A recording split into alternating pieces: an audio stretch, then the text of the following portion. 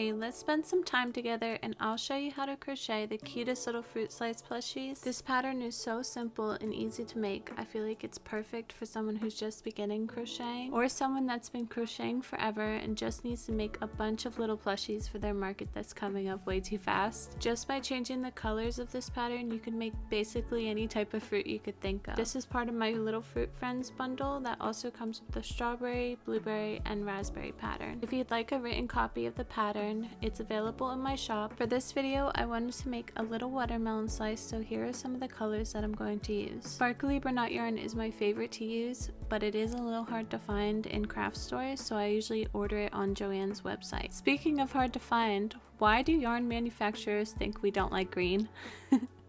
We all need green, but it's impossible to find. I have been searching for this green for years and I just saw it on Joann's and ordered a ton. But here are some different options. You might not be able to find one or the other, but any type of green would work for a watermelon rind. Alright, now that we've gathered our yarn, I'm gonna grab some eyes and put on some music. You guys will be happy to know I caved to peer pressure and finally got Spotify. And then let's get started. So here are some of the materials that we're going to be using. Polyfill, eyes, a yarn needle, a 6.5mm inline crochet hook. Makes a difference, you should try it. And just some scissors. Don't hate on me for using fabric scissors, they're super dull and don't even work anymore. For this pattern, we're going to be working in the round and starting in the center, so let's use the main color first, which would be a pink or red if you're making a watermelon. Loop your yarn for a magic circle and then chain 1. In this circle, we're going to be making 8 single crochets. If you're not comfortable making a magic circle, or sometimes it's called a magic ring, you'd always just chain 3 or 4 and make a little loop. Once you finish row 1, you can pull the end of your magic circle to close the hole.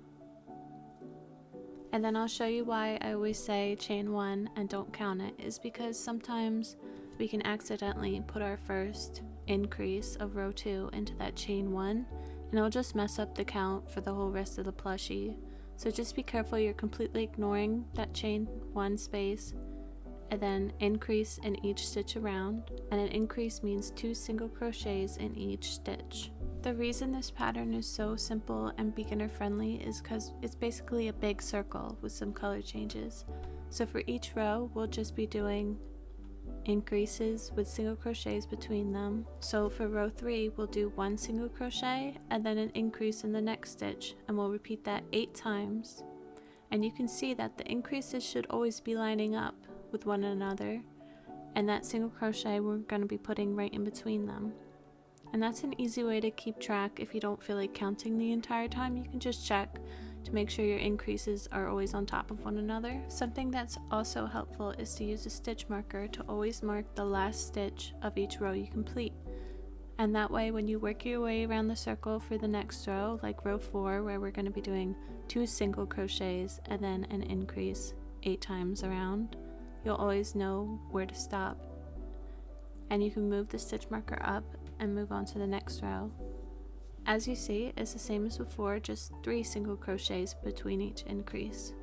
Continue around until you finish row 5, but be careful not to finish your last stitch because we're going to change colors for the next row. I'll show you how I like to change colors. I think it's really easy and the color change looks clean, but just so you know, there are tons of different ways to do it on the internet. So we're not going to finish our last stitch, we're going to grab our new color and pull through. That finishes the stitch and gives us a good starting point with our new color. And I just leave the tails until I'm done with all the details and all the color changes, and I'll tie them later.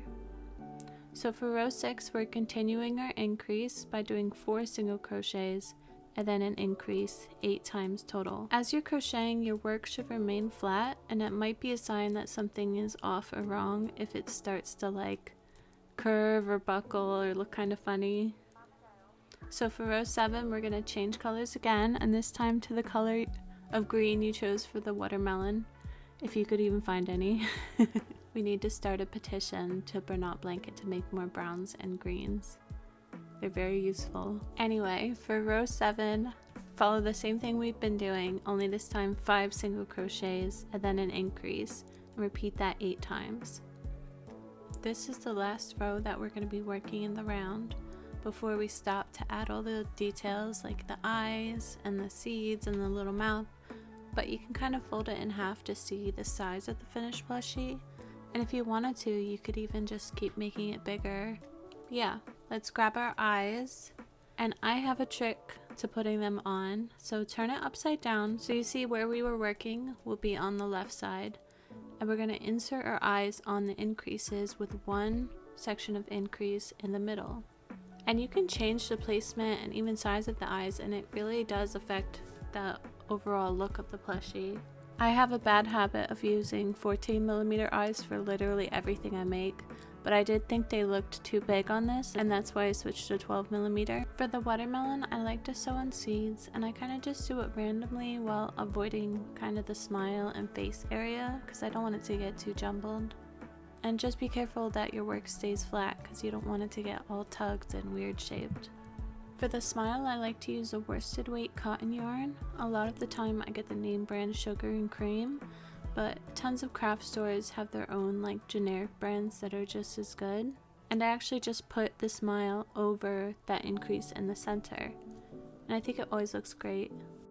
For the last bit of sewing on the details, I'm going to add a little blush right under the eye before I stop and take a second to just tie all of the ends on the back before crocheting the two sides together and stuffing it so it's a finished plushie. So here's what it looks like after all the details are sewn on. It's so cute.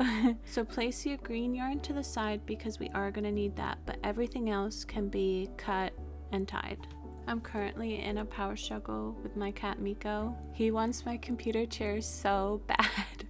He's in it 24/7, and anytime I try to sit in it to work, he comes over and just disrupts my life. Anyway, so here's what it should look like after everything is tied and we're ready to fold it in half and crochet it closed. The most important thing is your first stitch. So we want to be on either side of the increase, and then each single crochet that we make after that is going to be perfectly lined up. So as we work our way around the edge of the watermelon, each increase will line up with the same increase on the other side. And it won't come out wonky or anything. Also, if anyone was worried, I did lose that battle. I got up to get something to drink, and by the time I came up, he was in the chair. Yeah, so we're just gonna single crochet our way around about halfway so that you still have room to fit your hand in to stuff the plushie and make sure everything is even. But as you're going, just double check that everything is lining up correctly, and that way it'll look perfect when you're done. So once you get to a comfortable point where you want to stuff the plushie, I don't stuff this one too heavily because I do want it to still be flat and kind of like wedge shaped and not too rounded. And you can just continue single crocheting it closed. And for the last stitch, I kind of want it to match the other side, which has a little increase to it. So for the last stitch, I just make 2, and that makes it match.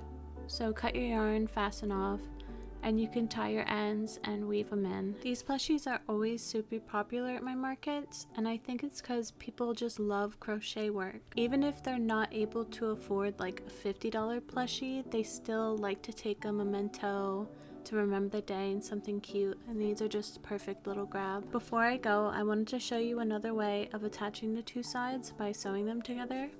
So I made a cute little kiwi really quickly, and the colors are up on the screen. It's pretty simply just sewing the two sides together, but I do have a few tips.